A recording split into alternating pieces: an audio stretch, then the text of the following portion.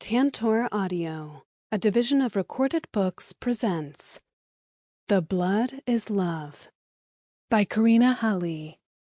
Narrated by Sofia Willingham.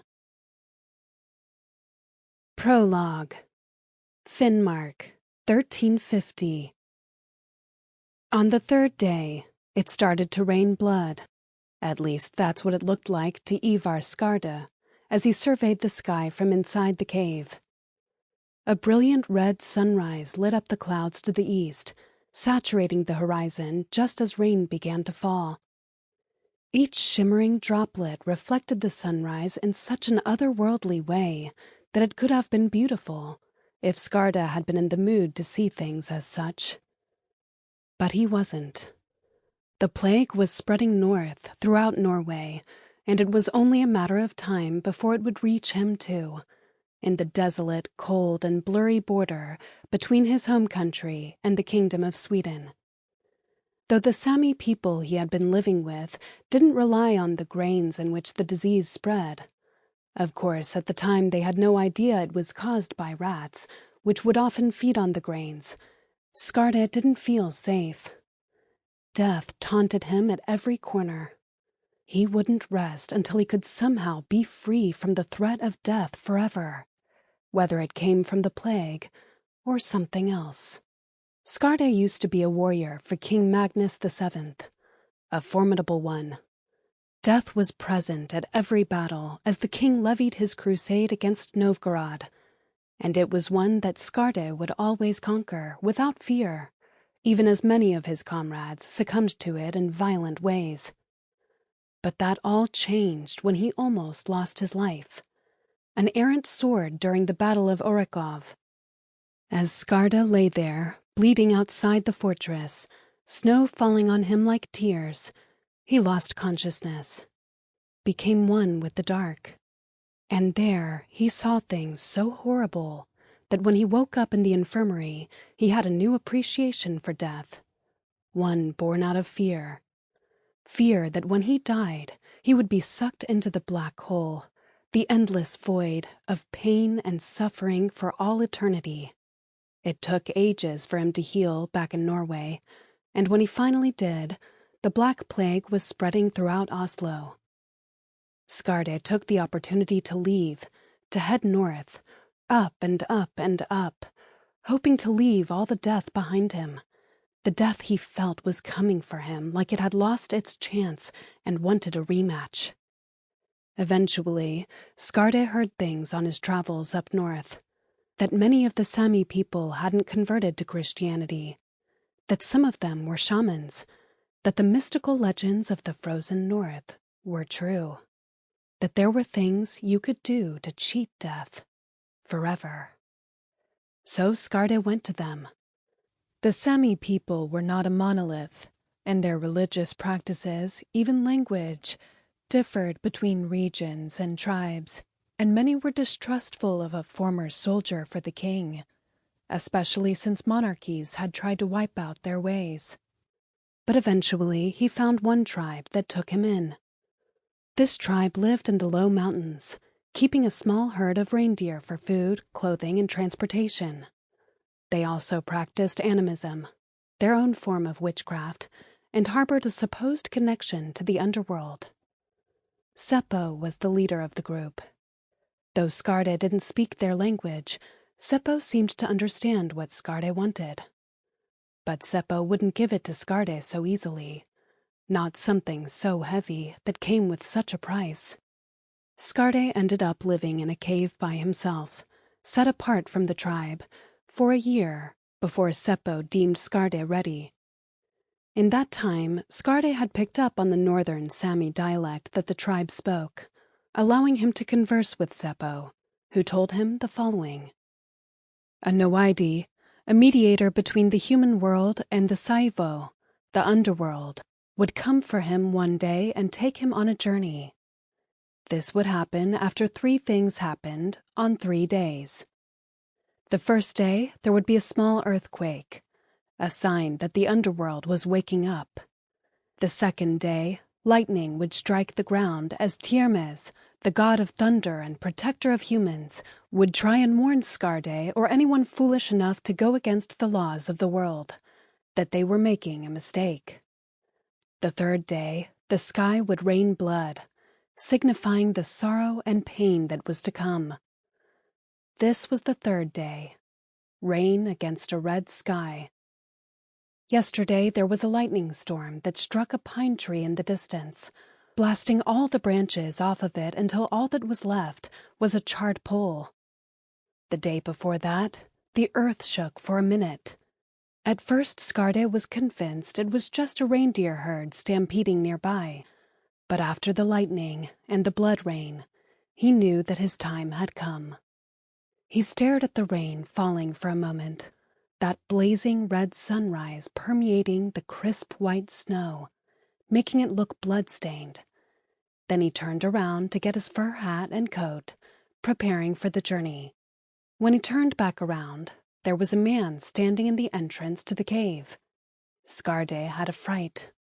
The man was dressed in a long, heavy black coat, different from the Sami's traditional wear, and instead of a face, he had a deer's skull with short, three-pronged antlers. Skarde stared at the man, wondering how the skull was fastened to his head. He peered at the deep, dark, and empty eye sockets, trying to see a glimpse of the man underneath, but there was none to be found.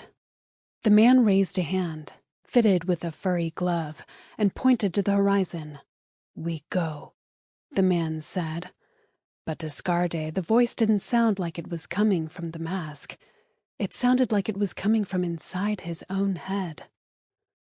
Skarde nodded, feeling nervous now, and as the man turned from the cave, Skarde followed him. They walked past the gathering of huts where this Sami tribe lived, and as the reindeer-skinned door of the largest one opened, Seppo stepped out. Seppo's face was grave. Skarde had thought that Seppo would at least be happy that Skarde's time finally came. If not for that, then at least Skarde, who was feeling like he was a nuisance to the tribe, was leaving for good.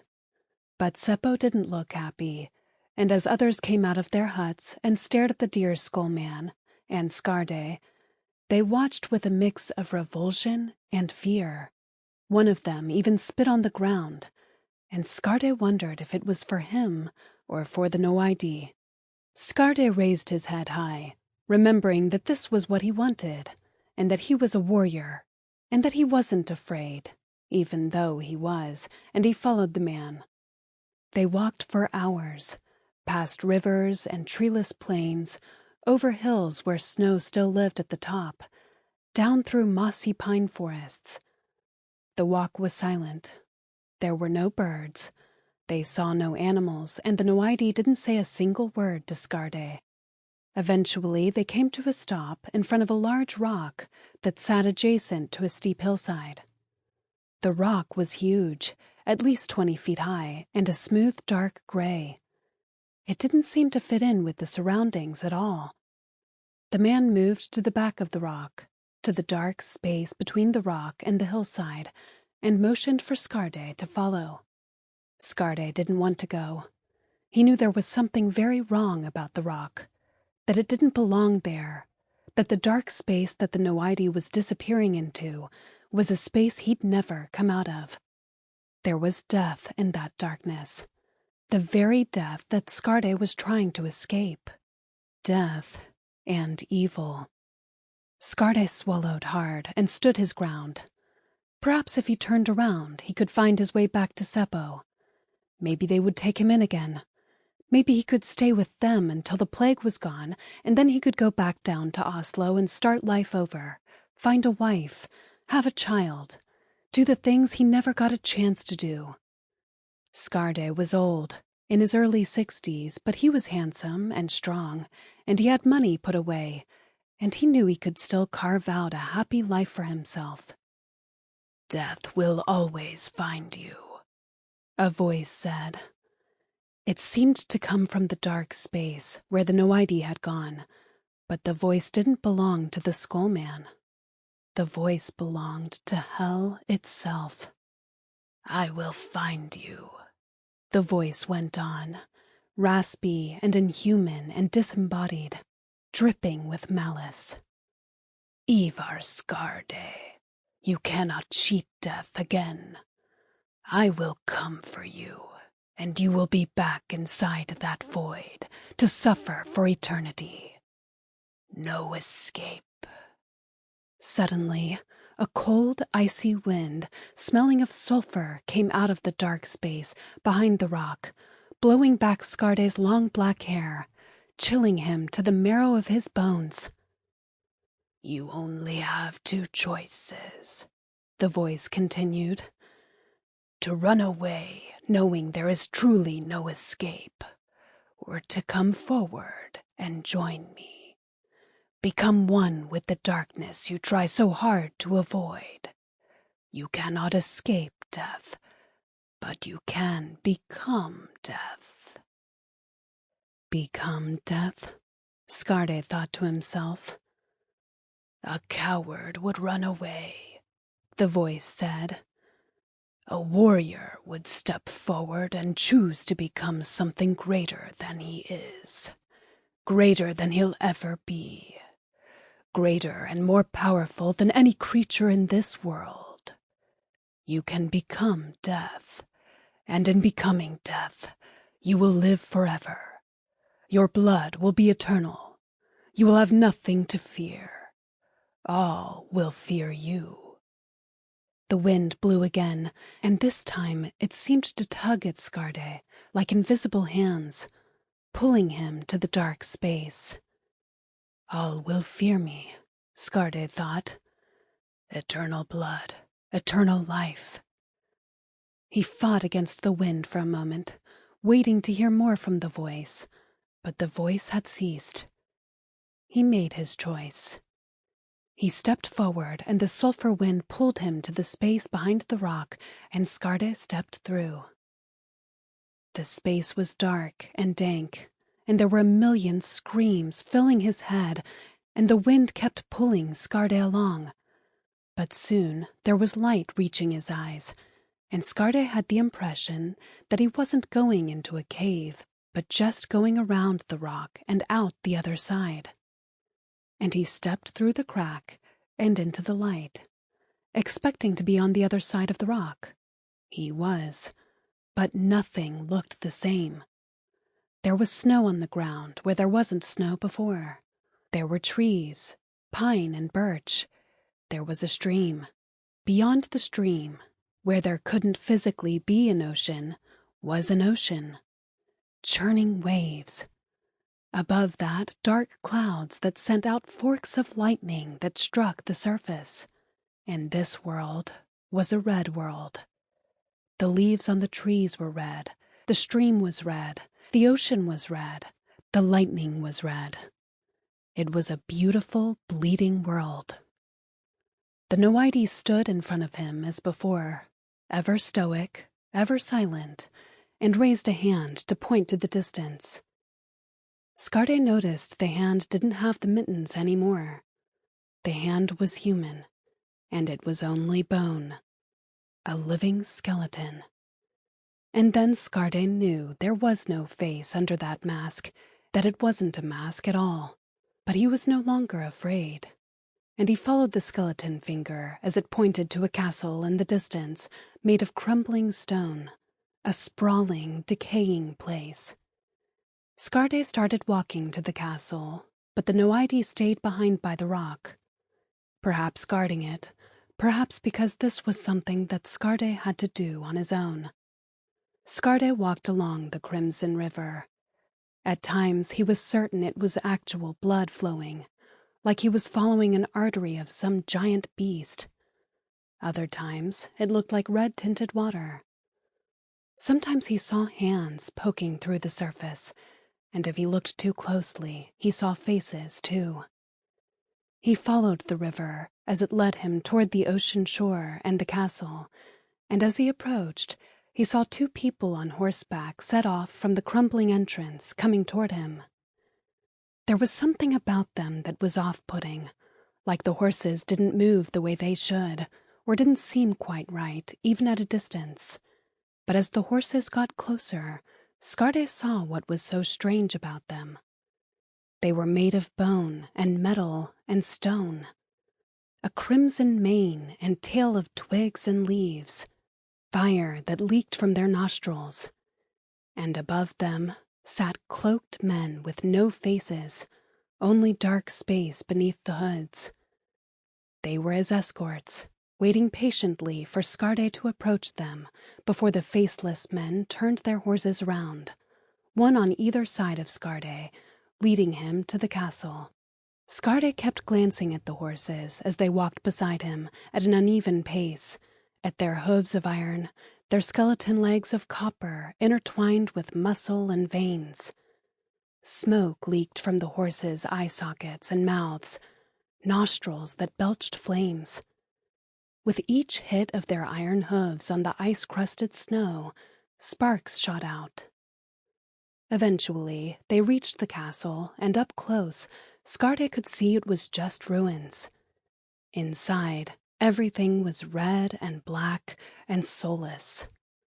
The horses and their riders stayed out front, guarding the entrance, and Skarde stepped inside, the stone flooring beneath his feet uneven, snow and red leaves blown inside the cavernous, cold room, making it look like it was splattered with blood. "Come forward," the voice said again. It came from the darkness at the back of the castle, where the room disappeared into a void. "Come forward and claim your throne." Skarde hesitated, then stepped forward, stopping where the light started to fade into black. It seemed as thick as tar, and he had the notion that if he stepped forward, inky hands would drag him in. "A throne?" Skarde asked into the void. "My throne?" The voice said nothing. "Where am I?" Skarde went on.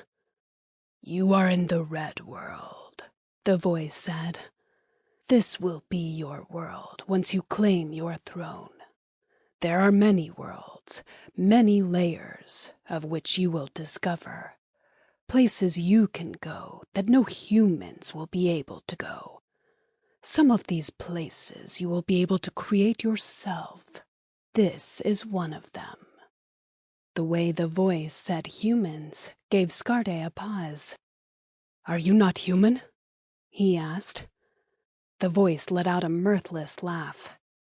"I am not, and soon neither will you be.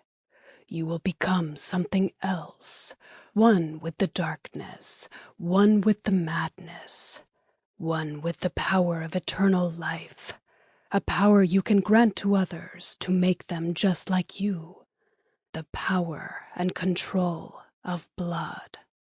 Skarde stood where he was, feeling fear once again. "Do not be afraid," the voice said. "Fear is something for humans, not for what you will become. Fear is what they will feel when they look at you, knowing the darkness that has replaced your heart and runs in your veins. Now, come closer and look me in the eye, and I will give you what you've come here for." Skarde took in a deep breath, wanting to turn around and leave, but at the same time he realized it wouldn't be so easy. He was in this world now, not the one he knew, and he was at the mercy of this place, of that voice. He had no choice. This was what he wanted. This was what he asked for. He took a step into the darkness, and as he imagined would happen, the darkness reached out for him. He let it take him into the black until it brought him to a stop. His eyes adjusted. He was in some big, dark space, with walls that turned into smooth, leaking rock, like a cave, like he was underground, that stretched up and up into a red, lightning sky. In the flashes of crimson, he saw a giant creature sitting on top of an equally large throne.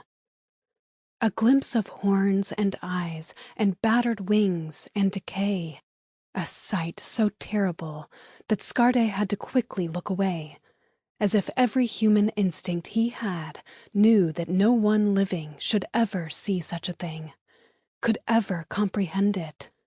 To stare at it was to die. He looked down at the base of the chair instead, at the cloven hooves of the beast, at the voluptuous, naked woman at the creature's feet. She was lying there on her side, staring at Skarde with so much love and adoration that he was immediately hard, and his blood was running hot. "Who is she?" Skarde asked, keeping his eyes on the woman, with her dark eyes and dark hair and red lips and full breasts. Skarde was so hard now that it was physically painful, and he was being driven by this other strange urge, not just to fuck, but to feed, to drink her blood. It made no sense to him, but it didn't matter, because he was being driven mad by the sight of her, the smell of her. "She is the key," the creature said, "and she is for you. Take her and take your place." Skarde approached the woman, keeping his eyes on her, not on the awful creature. The woman smiled, eyes heavy-lidded, running her hands over her breasts, down her soft stomach, to the wetness between her legs. "Do what you want," the voice urged him on. "Take her, defile her, bleed her. Take everything she has and make it yours." Skarde didn't want to hurt the woman, but he was no angel. He had killed several women in his lifetime. War makes people do things they don't want to do, but need to. So he stood above the woman, his nose filling with the stench of death and sulfur, and he stripped off his clothes. Naked, his cock larger and harder than ever, throbbed painfully in his hand. The woman spread her legs for him, spread her folds with her fingers, beckoned him. He knelt down, salivating, and with one hard, brutal thrust drove his aching cock deep inside her. The woman screamed, not from pleasure but from pain. Skarde stared at her in surprise, but it was too late. He wouldn't be stopped. "Yes," the voice went on. "Fuck her, drink her, eat her, until there's nothing left." Skarde's vision went red with lust. He fucked her hard against the stone floor, her head banging against it, her screams echoing in the room, and those screams only ended up spurring him on more, making his blood dance and sizzle, like there was a fire inside him that would not be put out. The more pain he caused, the harder he got. "The blood," the voice said from above him. "The blood is life. The blood is release. Drink from her." Skarde continued to drive his cock inside her at a punishing pace, his orgasm close but never close enough. The thought of drinking her blood felt like it could bring the relief he wanted. And the vein in her neck was dark and rigid against her pale skin. Inviting. He leaned in and bit her neck. His canine teeth weren't very sharp, dulled by the ears, and it took a lot to break the skin. He had to snap his jaws shut like a rabid dog and move his head back and forth until the skin began to tear and the blood started to flow into his mouth. He swallowed it down in big gulps, all salt and copper and sulfur. "Yes, drink me." But it wasn't the woman talking. She wasn't even screaming anymore. She was cold, lifeless, dead. It was the voice talking, the creature. Skarde stopped, the blood spilling from his lips, and he looked above him at the creature, going against every instinct. The creature was smiling, if it could be called a smile, if that really was a mouth and not a hole to some hellish eternity. Skarde looked back down at the woman. She was gone. there was no woman at all. Instead, it was a tail, leathery and dark and hard. Rough pebbled skin that had a small tear in it where blood flowed freely. The creature had tricked Skarde. There was no woman at all. There was only this beast. He had bit through its skin. He had drunk its blood. "Now it is complete," the voice said. "You will take your place here. You will have your eternal life. You will live with the darkness that you are, and you will cheat death, because you are death. Because death is all you'll bring to this world, and the next, and the next. You need never fear death again."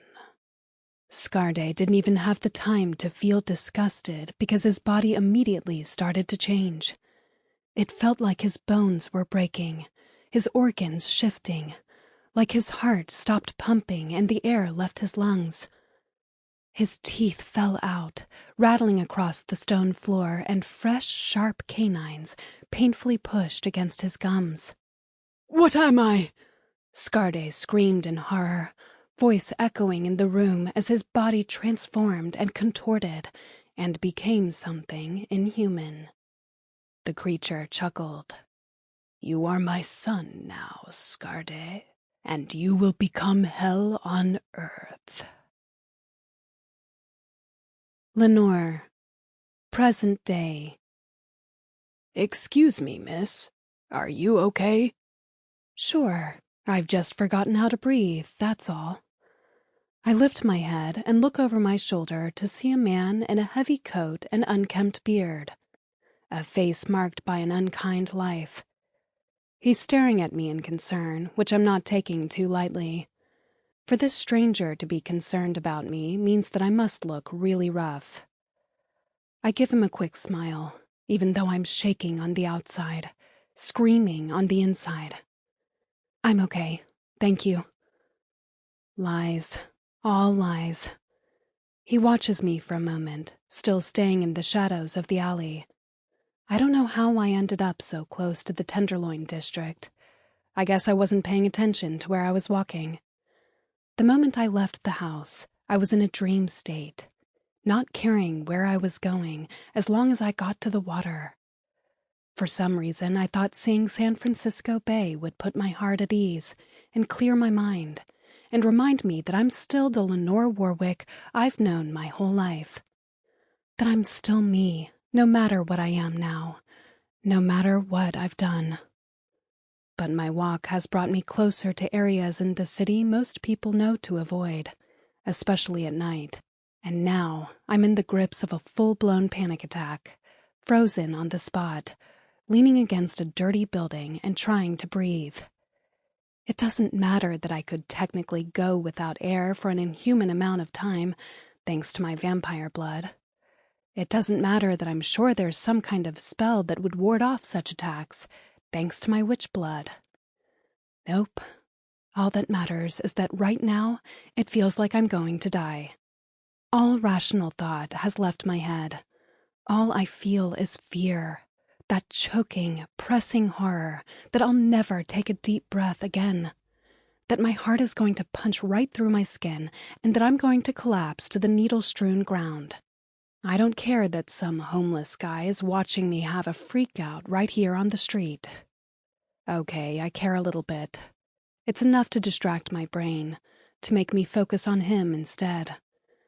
Not that I'm scared of him, per se, but I am a 21-year-old girl in the wrong neighborhood, conversing with a transient, and I'm clearly not at my best. I try to straighten up and push myself off the wall, feeling immense vertigo as I do so. I want to bring out my phone, jam my thumb on the digital button on the panic attack app I have, and have it talk me through this. Remind me that it's all in my head. But I don't feel like flashing an iPhone around. "You sure you're okay?"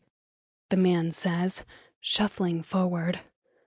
I nod quickly, pressing my lips together. I feel like I've troubled him, and I need to make it okay.